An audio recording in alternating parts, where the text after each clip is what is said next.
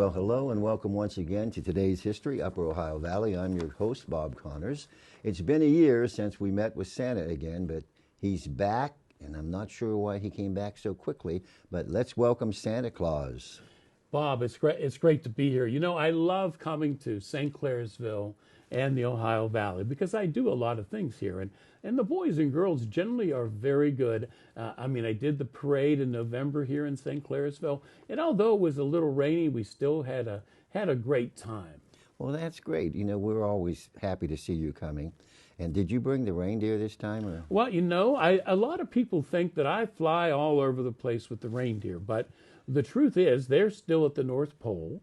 Mrs. Claus is feeding them the oats and corn that make them fly and grounding the other stuff into a powder so I can have in my pouch and sprinkle on them if they get a little sluggish in flying. And I actually took ground transportation to get here today. Oh, I see. Well, speaking of Mrs. Claus, a little elf told me that she might be interested in making sure what you got left for treats from the kiddies out there. Well, you know, I have been talking to the boys and girls, and I've said to them, have you gotten a letter from Mrs. Claus? And a few have. Many have not. And I said, now, if you get a letter from the North Pole and it says on top of the heading, Mrs. Claus, do not open it. Why? Well, I'll tell you, because Mrs. Claus is sending letters to boys and girls asking them to leave me carrots just like the reindeer. Carrots? Well, I mean, look at me, Bob. I am 35 pounds slimmer because she's had me on this carrot and green vegetable diet. So I've said, I'm not going to do any of that. I want my cookies. I'm on the last notch in my belt. Wow. For heaven's sake, you know, and I've got to expand this belly so I can have a little bit of strength to do all this. So you get that jolly laugh? Yes. Yeah. I mean, how do you have a jolly laugh, full of a belly laugh, if you don't have much of a belly left? That's an excellent point. Yeah, and so Mrs. Claus is kind of been a little sneaky. What is it exactly that you would like the kids to leave for you? Well, you know, I love cookies of all kinds. And a lot of children leave me Oreos, or chocolate chip cookie seems to be a favorite. And of course, there's gingerbread cookies they like, and the M&M cookies are kind of one of their favorites. But, you know, my all-time favorite cookie is an oatmeal raisin cookie, but I'll have just about anything. You know, but this year and last, Bob, I have been asking the boys and girls, now, do you like white milk or chocolate milk? And most of them say chocolate milk. And I'll let you in on a little secret. Santa loves chocolate milk. Whoa. So I said, leave me chocolate milk this year with my cookies. And of course, carrots for the reindeer. But I'm not going to eat any carrots, not on Christmas Eve. Well, I don't think I blame you for that. But I wanted to ask you something that a lot of people like to know, and some of the kids don't really know, about St. Nicholas in the beginning. Well, you know, St. Nicholas was born in a city named Patara in Asia Minor, which is modern-day Turkey. And he was born in 280 A.D. And he was born into a rich family, and unfortunately, they passed away at an early age because of the plague. I guess similar to what COVID is today, where people of both rich and poor get it and they pass and all. But they left him a lot of money, Bob. And so he was a very religious man, kind and generous, and he loved people. And he went out of his way to find people who were in need. And there was a family that had 3 daughters, and they wanted to get married. In those days, and even today, you have to have what's called a dowry, some money so they could get started. And they didn't have any. So the oldest daughter was going to be willing to be a servant for people to raise money so her younger 2 sisters could get married. So St. Nicholas heard about this, and he went and took a bag of gold and threw it in the window. Wow. And so the oldest daughter was able to get married. And then 2 times more, he threw gold in the window for the younger 2. And one time, it landed in a stocking. And I think, Bob, that's why we hang stockings by the fireplace, in hopes that Saint Nicholas will come. Oh, that's wonderful. Because they're thinking about that. But he was the beginning and generous. And I'm Saint Nicholas the Fifth. But most people call me Santa Claus, of course. But the Dutch used to call me Sinterklaas, and the Germans called me Claus. But it all kind of got melded together. I believe it was 1809 when the English insisted there be one name for Santa Claus, and so that's what they settled on. Oh, that's. But I very carry on the interesting. tradition of gift giving.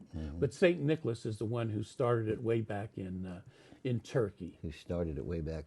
Many different cultures have had their Santa Claus. And Well, they have, there's an interesting one.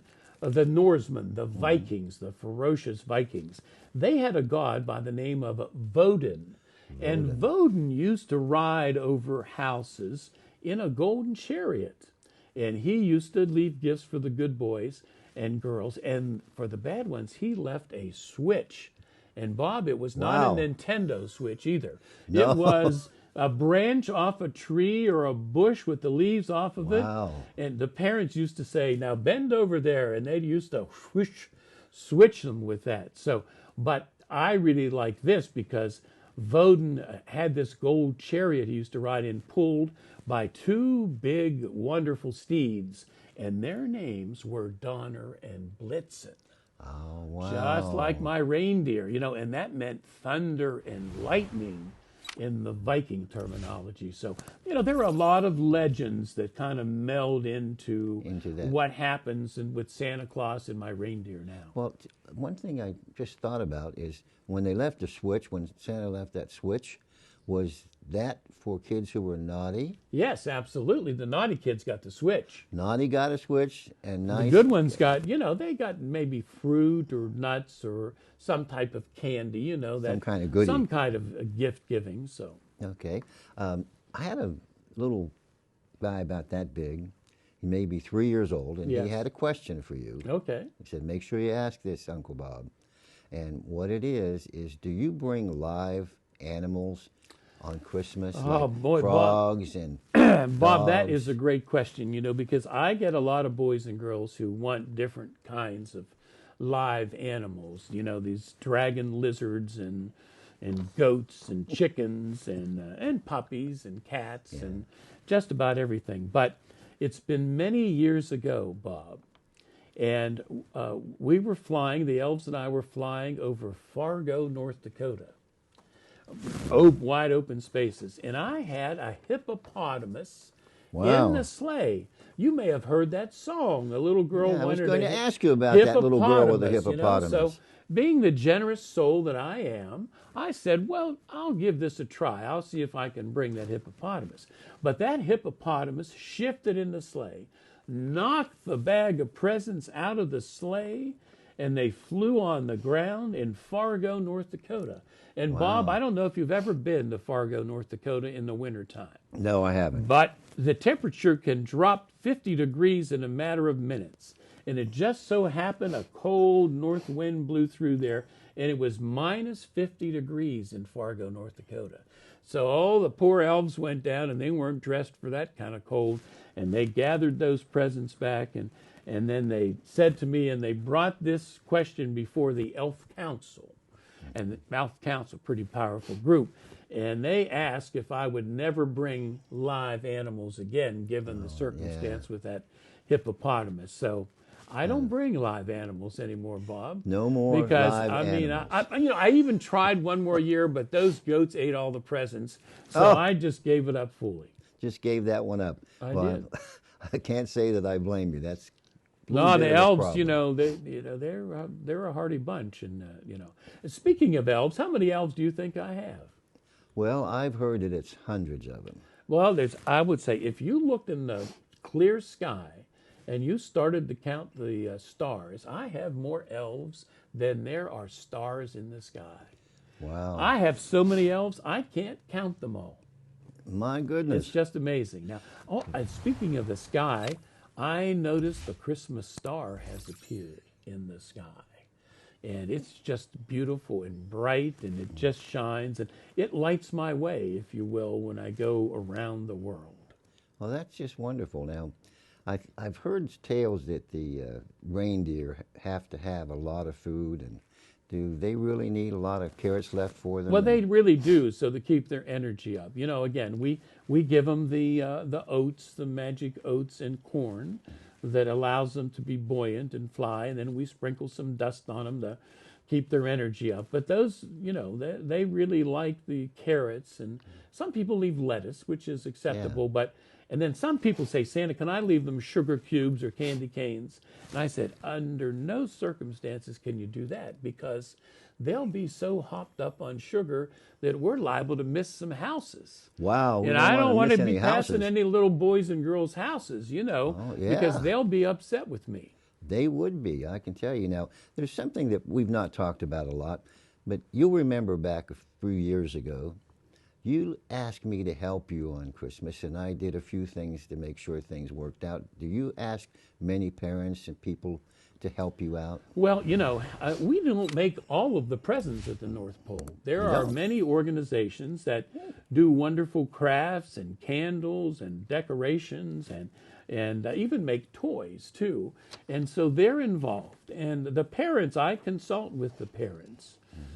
Through the elves, you know, they give me some information, and so I talk to the parents about exactly what's going on with their children. And I had a little boy who was in the 3rd grade at a local school, and he had taken it upon himself to tell all of his 46 classmates that there wasn't a Santa Claus. Whoa. And as a matter of fact, I'm going to visit that school so I can talk to the boys and girls and kind of tell them, you know, why things happen. Because I think this little boy one year did not get a whole bunch of toys. He got hardly anything. And I intend to tell him and the boys and girls that, you know, sometimes I help the parents out. Sometimes, in the old days, I would deliver apples and oranges and loaves of bread and nuts so they'd have food to eat. And today, I mean, people need gasoline for their cars and trucks. And sometimes I convince somebody to provide gas for them or electricity for their homes. And so I have to tell the boys and girls, it's not always about toys. It's about things that you may need in a given Christmas. Like even tools that absolutely. And but most importantly, Bob, it's about love and generosity and joy and compassion. So I have to let the boys and girls understand it's not all about receiving gifts. Yeah. It's oftentimes about giving. Giving of yourself, giving of your time and the physical deal to help people, and maybe some of the money. Maybe you got some extra money and you'd like to give someone else who is less fortunate. Yeah, well, that's great. One more question. I know that you're a very busy Santa. You have this time of year especially. I understand you have a birthday coming up. Yes. I was supposed to be born on Christmas Day.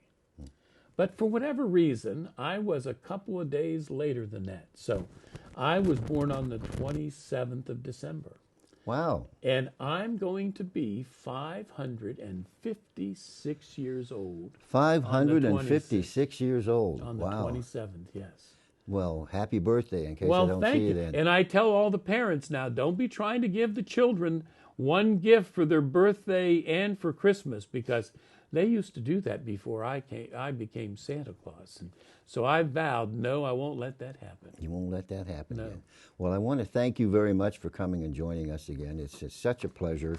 Santa, you are the best. All right. Bob, it's always great to see you and your grandkids, and keep helping people out. I appreciate that. I will do that, and you do the same thing. All right. Okay. Ho, ho, ho, ho, ho. Well, thank you for joining us once again at today's History Upper Ohio Valley. I'm Bob Connors, and it's time for us to say Merry Christmas.